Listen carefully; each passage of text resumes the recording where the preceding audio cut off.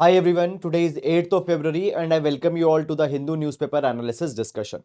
So guys, in this particular video, we are going to discuss entire analysis of Hindu as well as we are also going to take article from the other newspapers and sources such as PIB, Indian Express also. And this particular session we have divided in three parts. The first are articles specifically relevant for mains, then articles specifically relevant for prelims, and then we do one mapping entry every day from the current affairs section largely to ensure that mapping based questions in prelims that are now coming they can be addressed. Also along with that, for essay and mains answer writing we take quotation in every class, and for effective revision we follow up the classes with the current affairs based MCQ questions. So guys, let's get started. And also the notes of this entire session you will find in Telegram channel. Link for Telegram is given in description box in YouTube. So let's get started. Now first of all guys, before going in the articles for today, we are going to first discuss the current affair based MCQs, and please try to attempt these questions and leave your correct answer in comment box. So these articles are from the current affair articles that we have already discussed. So first article that we have here is with respect to Abhyas that we discussed. So Abhyas is high speed expendable aerial target designed by DRDO. So whether it has been designed by DRDO or some other organization, it is primarily used for practicing weapon system in realistic threat scenario. So choose the correct options, one only, two only, both, or none, and leave your answer in the comment box. Then next, arrange the following in correct order from south to north direction. We have seen this particular thing with respect to the mapping. Park Strait, Gulf of Mannar, Park Bay, Bay of Bengal. Okay, so fine, choose your correct option. Moving on, and question that we have here, the next question that we have here is consider the following question with respect to Nagoya Protocol. We have seen that recently Nagoya Protocol was in news. Why? Because it has been adopted by Cameroon. So first statement is it is legally binding treaty. It covers a transboundary movement of live modified organism. It was adopted in Nagoya, South Korea. Okay, so choose the correct option and leave your answer in comment box. Then moving on, the answers for the yesterday's question. So we have discussed which of the following infections come under fungal infections. We have seen that diseases we have discussed. So athlete's foot, yes, it is a fungal infection. HIV. Now HIV is not a fungal infection, it is a viral infection.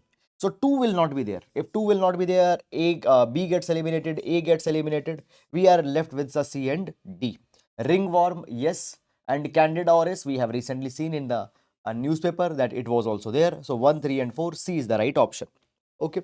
Then which of the following are necessary for hydrothermal systems to occur? Vertical fluidic movement, yes, it is needed. Depth of not more than 20 km, no, that is not such kind of a condition. Fine.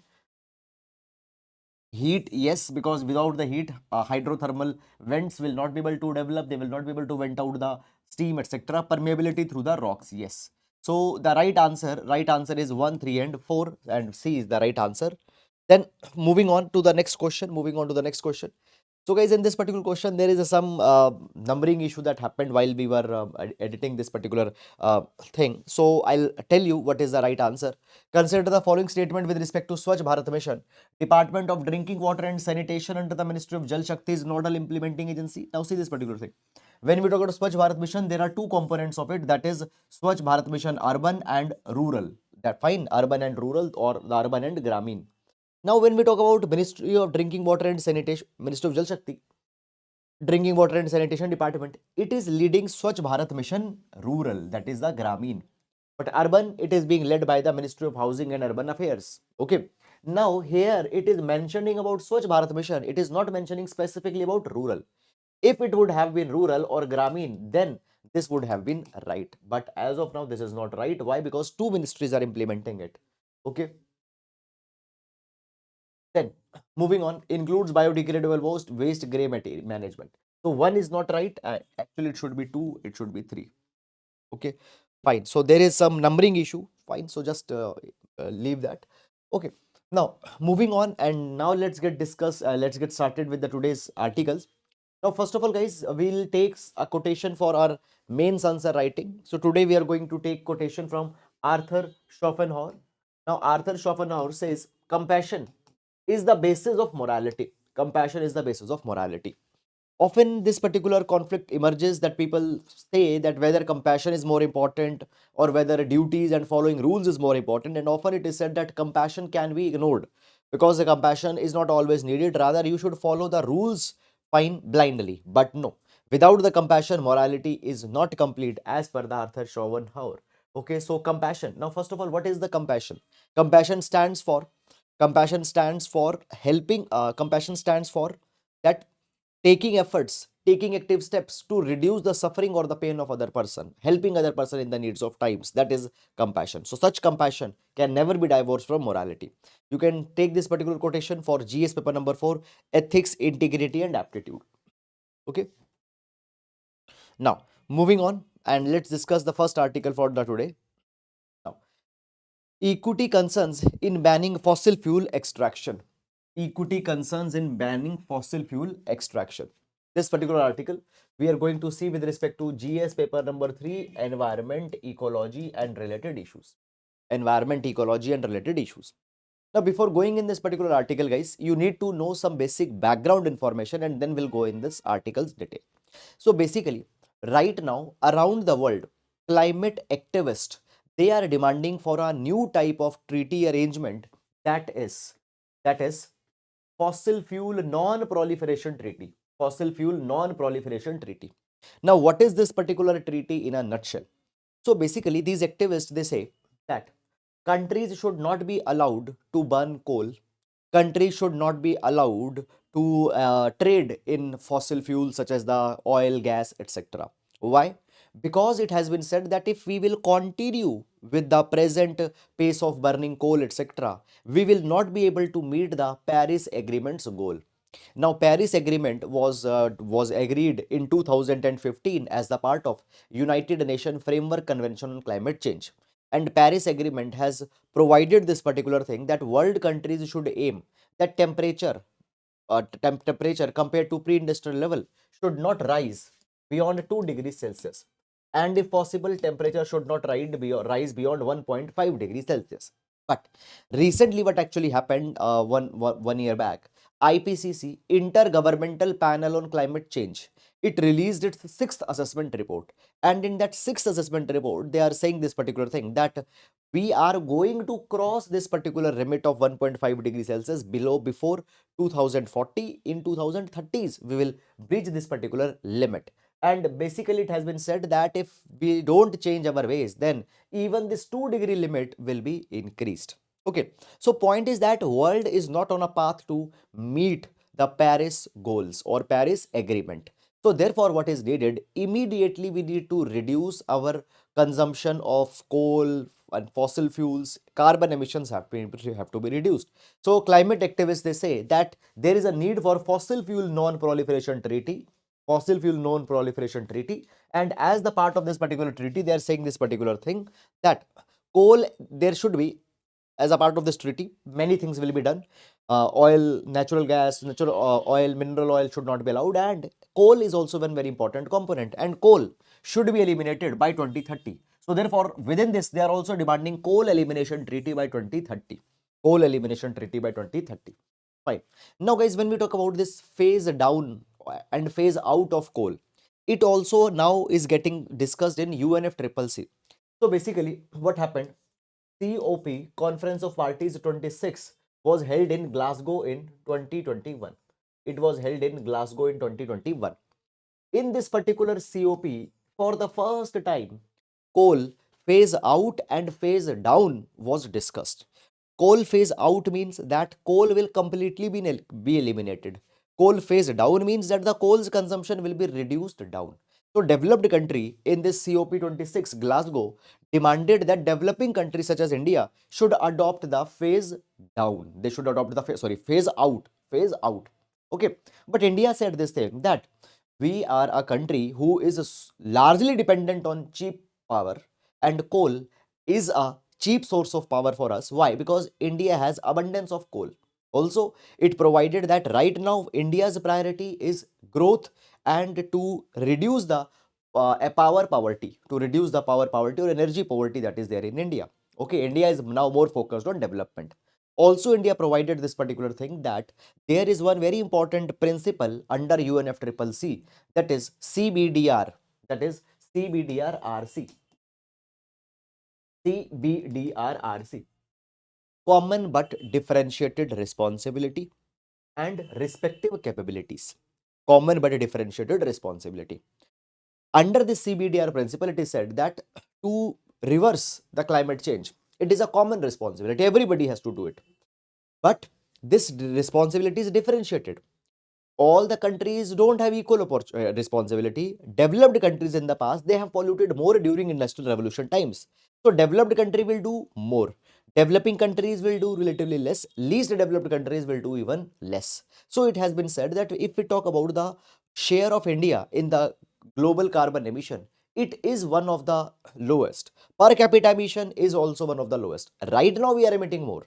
Right now we are emitting more. But if you see the historic trends, who are historic polluters? Western countries, developed, industrialized countries are the best. And even today, on record, India has a lowest per capita emission. Per capita emission is lowest.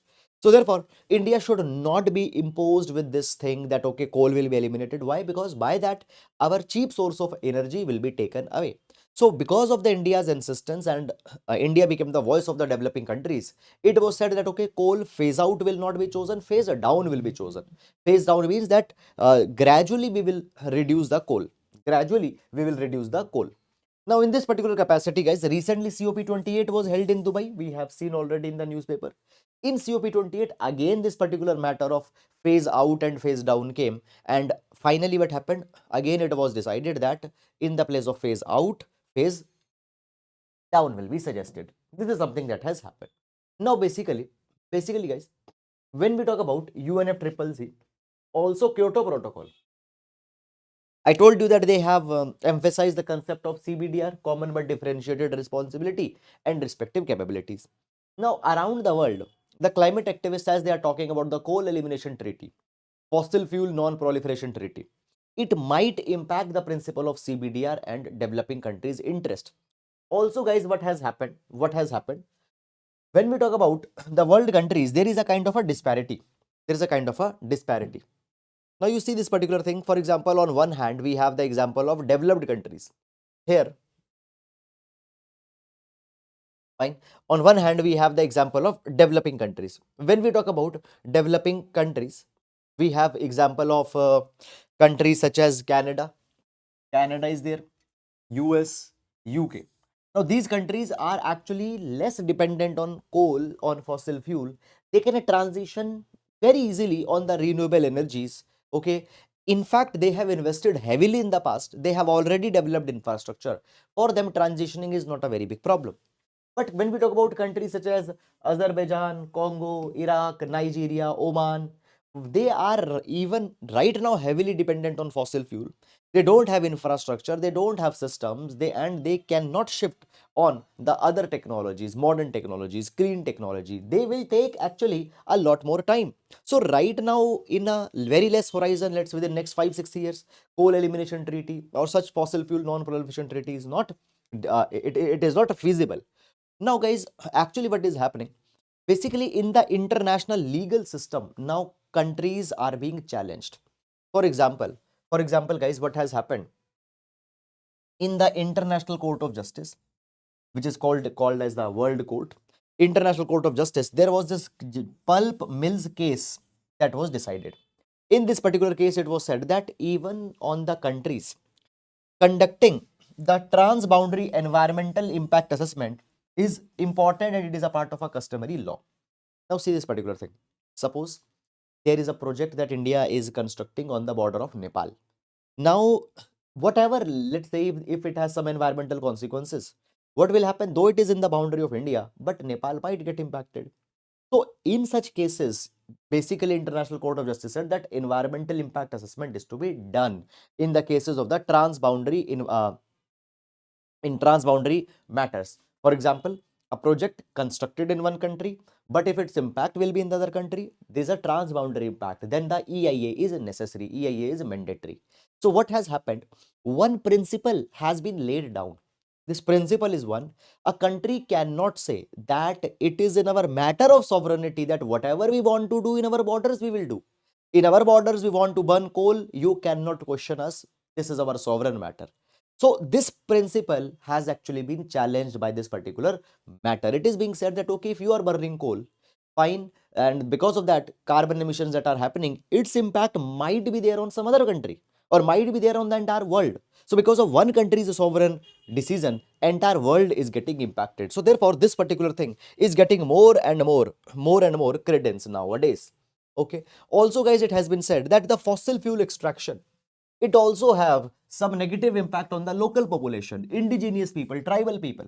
And here what has happened, international climate activists, they have said that, for example, Chhattisgarh, Jharkhand, Odisha, they are the states in which a lot of mineral exploration are happening. Okay, but consent of tribal people, Adivasi people is not being taken. It has been said that it is a violation of UN declaration, which envisages the UN Declaration of Human Rights, which envisages free and prior consent. Okay.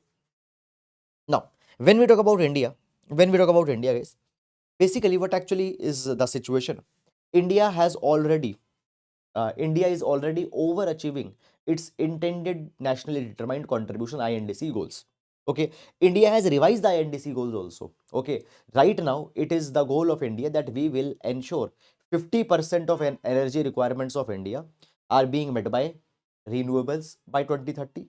500 gigawatt of electricity will be brought from the renewables. Okay, in fact, today 41% of installed energy capacity in India is from the renewables. Okay, this is something that has happened, but still they say that no, more needs to be done by India. And when we talk about India, guys, understand around 3.6 million people living in 159 districts. 3.6 million people living in 159 districts in India. They are rooted in fossil fuel economy. They are dependent largely on the fossil fuel. They are doing the job of mining coal or related industries. They are dependent. And if we immediately take step to eliminate the coal, what will happen to livelihood of these particular people? They all will be getting negatively impacted. Also, guys, India's subsidies on kerosene oil. Now you know this particular thing, that still large number of people, they don't have LPG connections. They need kerosene oil in the cooking stoves. So even India's subsidies on kerosene oil, they have been said that they are against environment. So this is something that has happened. Now guys, it is India's turn, how India will put forward the case and will convince the world countries with respect to developmental prerogatives and needs of India. So this is guys all about this particular article. And now we'll move to next article. Downloading child pornography is an offense. Downloading child pornography is an offense. Now, this particular article, guys, we will see with respect to GS paper number 2, social justice. Fine. However, I have extracted already the important information. Beyond that, no need to go too much into the minor details. Why? Because it is discussing the section by section. It is doing a section by section analysis of IPC, CRPC. That much detail is not needed for our UPSC CSE examination. Why? Because we are not preparing for the law. We are preparing for the GS, which in which you need to have a general orientation over the basic laws and frameworks. Okay. Now, this particular article will see with respect to vulnerable sections of society, GS2 social justice. Now, before going in this particular article, I would like to give you some basic background information. So basically, when we talk about children, when we talk about children, so children are particularly vulnerable. Children are particularly vulnerable because of many reasons. Reason number one, they have low bargaining power because of their physical weakness, because of their social physical status. They have the low bargaining power. Because of that, often they might get exploited under a lot of such circumstances. Secondly, what has happened? Children, they have special needs. Children have special needs. Needs of care, needs of love, fine, needs of development is there. And if any of this need is not given, is not fulfilled, their childhood might get spoiled. Then third, often what happens, basically, parents' poor socioeconomic status, if it is there, its implication also comes on the children. Okay, if parents' socioeconomic status is not that good, even the children bear the collateral burden of that. Okay, so children are therefore vulnerable because of many such circumstances. Now you see this particular thing, that when we talk about the children's vulnerability, major vulnerabilities of children are there. For example, there is child labor, that is one. Then there is child sexual abuse, that is there. Then there is child marriage, fine.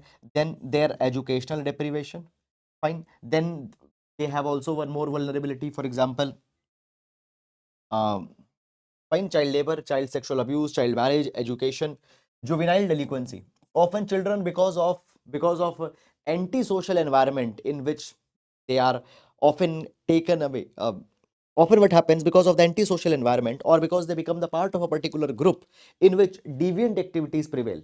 So children, they go towards the delinquency. Delinquency is doing some petty crimes such as theft, okay, stealing, and all such kind of a things. So juvenile delinquency also is a very important child issue.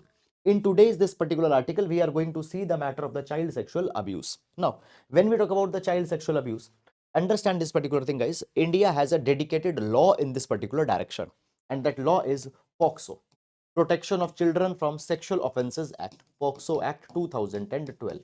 And POCSO Act provides a lot of protections to the children. POCSO Act, first of all, is a gender neutral act. Fine, means gives protection to both girls and boys.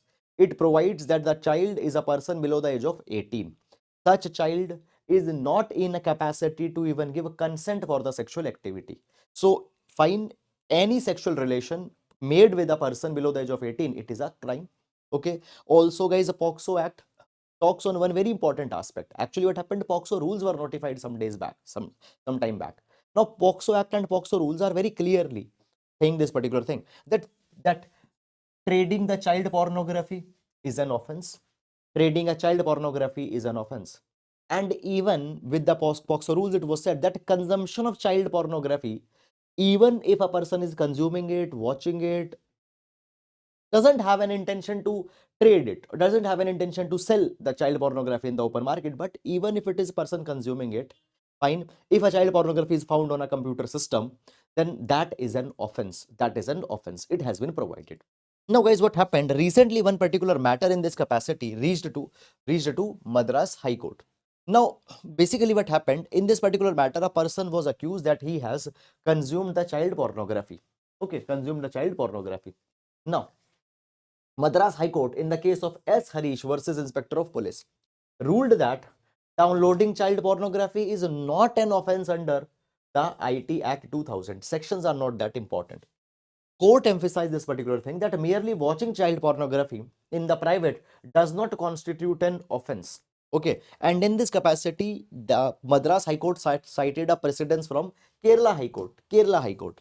Now, it has been said that a person who was accused, on the person's device, there was the forensic that confirmed that such material was there. But still, court quashed this particular matter. Court quashed this particular matter. Now, the article says this particular thing, that this particular judgment, first of all, it is not decided on correct grounds. Fine, there are flaw in considering the section 67B of the IT Act. Also, guys, child pornography, it has been under the POCSO Act also, it has been criminalized. Now, the article says this particular thing, that see, the article says this particular thing, that first of all, it might set a bad precedence. It might set a bad precedence. Now, see, basically, whatever judgment is given by a high court, or let's say a Supreme Court, that judgment is cited in the other cases also. So here, this might become a bad precedent. Also, it has been provided that the child pornography should be replaced with the child sexual abuse material. Child sexual abuse material. And right now, the IT Act and POCSO Act needs to be synchronized, because IT Act is interpreted in a different way. POCSO is intention is different. Now here, if you see, by interpreting the section 607B, court said that it is not a crime, but POCSO provides it as a crime. So now there is a time that we need to synchronize the laws with each other. If there are inconsistencies, that is to be removed. So that is all about it.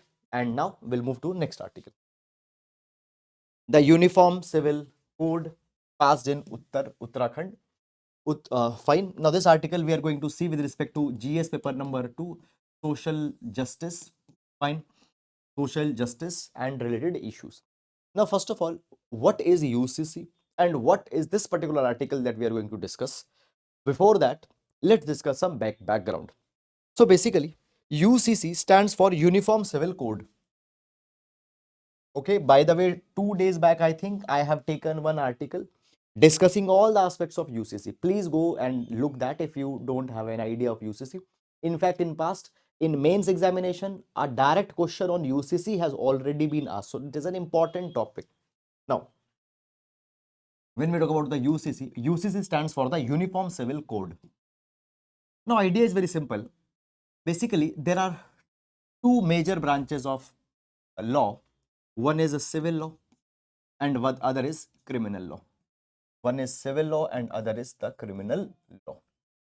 Now, when we talk about criminal law in India is already universal. We have IPC, Indian Penal Code, we have CRPC, Criminal Procedure Code, and now there are the three new bills that have been brought to replace that. Fine, Bharatiya Nyaya Samhita, Bharatiya Sakshya Samhita. Okay, so already criminal law are universalized. Means doesn't matter what is your religion, doesn't matter what is your gender. Fine, if let's say a murder has been committed, there will be same punishment for everyone. If some rape has been committed, there will be same punishment for everyone. Doesn't matter what is your religion, what is your faith, what is all other factors are.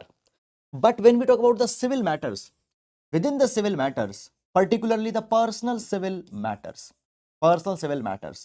there is considerable autonomy that have been given to the people of different religion. Okay, particularly four matters come under the personal civil matter. There is marriage, there is divorce, there is adoption, and there is inheritance. Fine, adoption and inheritance. These particular matters come in the domain of the personal civil law. And religions have been given a kind of a liberty that they can frame rules in this particular regard as per their own religion's understanding. As per their own religion's understanding. Now, what is UCC? UCC stands for Uniform Civil Code. Uniform Civil Code means that there will be a common law dealing with these particular matters as we have in criminal system. Fine, there will be common marriage rules.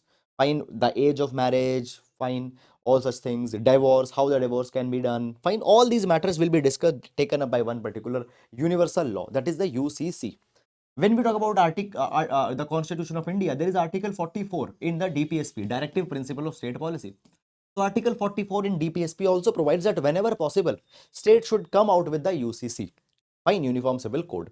Now guys, in the past, what has happened, 21st Law Commission did not advise the UCC, but recent 22nd Law Commission has provided that public should be consulted that whether we should bring UCC right now or not.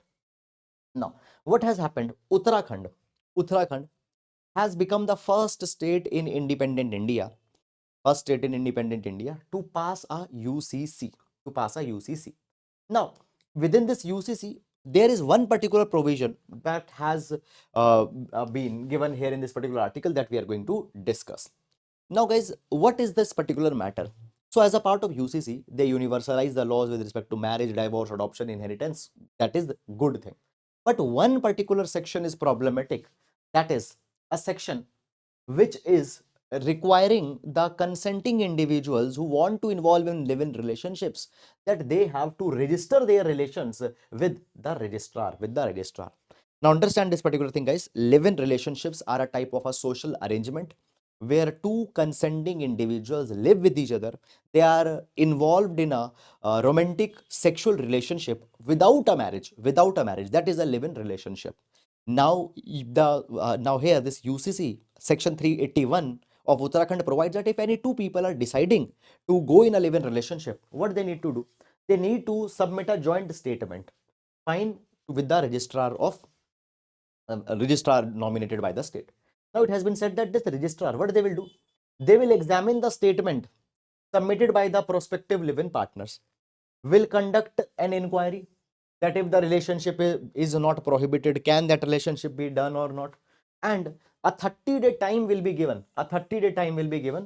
To to give them the registration certificate. During that, they can be summoned, they can be called also for questioning and all such kind of a thing. So after this particular process, the people will be allowed to go in live in relationship. And if they want to terminate their relationship, then there will be a similar exercise that has to be taken up. Similar exercise that has to be taken up. Now, guys, this particular matter actually becomes little bit concerning. Why? First of all, when we talk about the live-in relationships present status, so Supreme Court has ruled in S. Khushbu case. So there was the S. Khushbu case in which Supreme Court ruled that live-in relationships come within the ambit of right to life and are allowed under the domain of Article 21. Also, the women in the live-in relationships, they have a protection under the Domestic Violence Act 2005. So live-in relationships have already been recognized in the past, fine, by the court. Now, what actually happened? Basically, guys, here there is one particular judgment that is mentioned, and let me explain you about this particular judgment. So basically,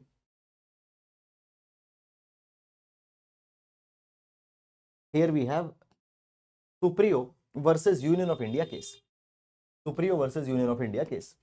Now see, Suprio versus Union of India case was in with respect to homosexual people's demand of giving them right to marriage. So homosexual people, they moved to Supreme Court asking the right to marry. Supreme Court eventually did not give them right to marry. Now that particular case was S. Suprio case. In this particular case, Justice D.Y. Chandrachud said this particular thing, that state should not interfere with the freedom of consenting adult to form legitimate intimate associations, such as live-in relationships will come into intimate association. State should not interfere. Chief Justice of India says that choosing a person, fine, or having any particular kind of a sexual orientation is a part of Article 19 freedom of expression. It has been said that when we talk about the article, when we talk about the fundamental right, free speech and expression, fine, it has been provided that freedom of speech and expression is not limited to just expressive words, but other type of expression, that is having a sexual identity, choosing a particular partner, okay, expressing sexual desire to a consenting party, all these are the part of fundamental right, Article 19. So state should not interfere too much in these particular kind of matters.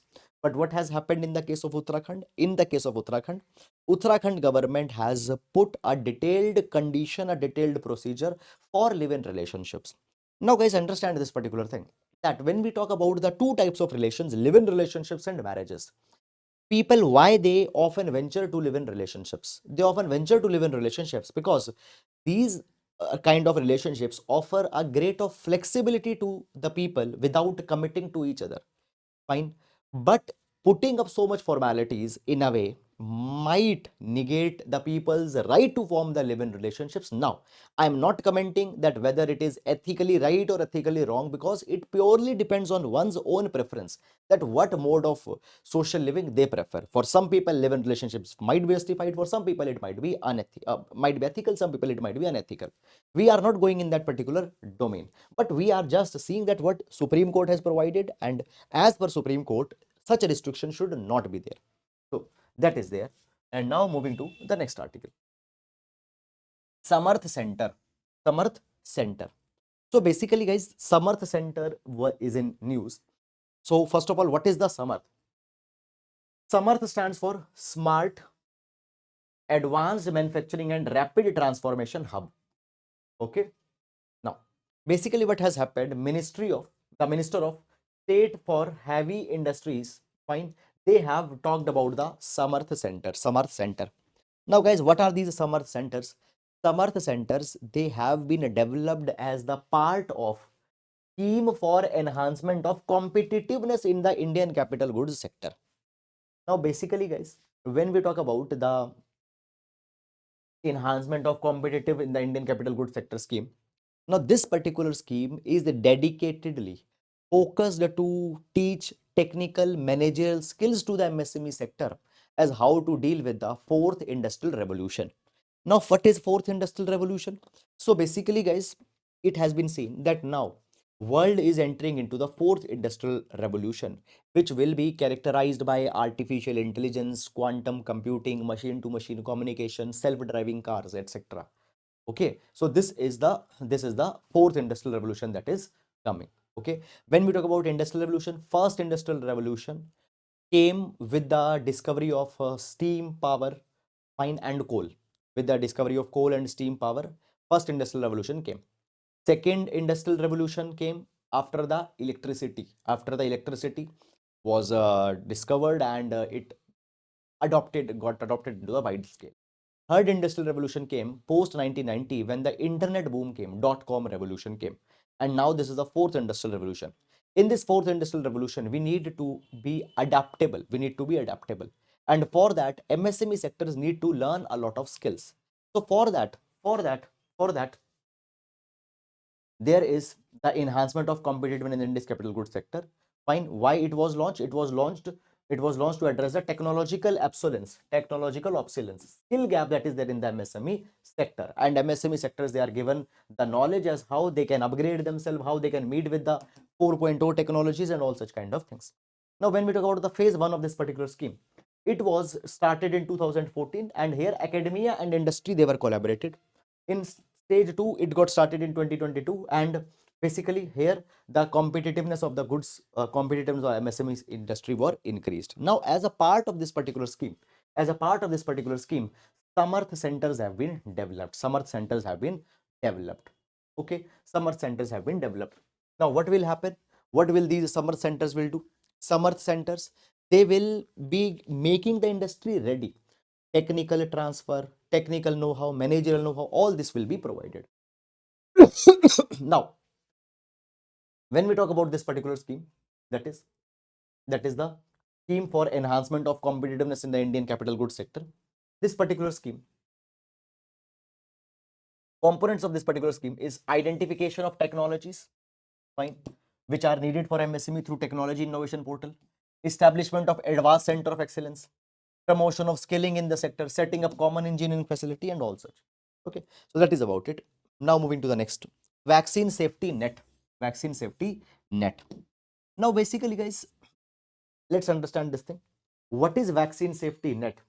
Vaccine safety net is a global network of websites. It is a global network of websites which have been recognized by WHO.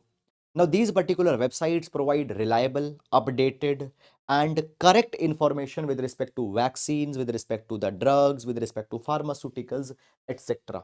Okay. Now, what has happened? One of an Indian website, that is the Healthy Indian Project, it has been recognized. It has been recognized by the Vaccine Safety Net. Vaccine Safety Net. So this particular website is now the partner or now the part of the Vaccine Safety Net. It is a privately funded website. It is not a government body or government website. Keep it in your mind. It provides information about vaccine efficacy. Guys, understand this thing. For example, few days back, there was this on social media. One post was going viral that paracetamol is one of the most deadliest drug. It can lead to kidney failure and all such kind of a thing. So, with respect to that, fact analysis was done by the Healthy Indian Project, and it was explained that no such deadly side effects have been identified with respect to paracetamol. So this particular website gives awareness with respect to drug safety, vaccine efficacy, etc. And this vaccine safety net recognizes such kind of websites. So this Healthy Indian Project has become the part of a VSN. Okay, it comprises the digital resources located in different countries worldwide. Okay, and one of a very important key component of the vaccine safety network is the Global Advisory Committee on Vaccine Safety. It was established in 1999, and largely it is focused on making the vaccine efficacy and vaccine safety studies. Okay, that is about it. And then Hindu Kush Himalaya, a biosphere on the brink of collapse. So basically, guys, what has happened? There is now there is International Center for Integrated Mountain Development. Now, this is a dedicated center, or this is a dedicated body which from time to time releases the report on Hindu Kush mountains.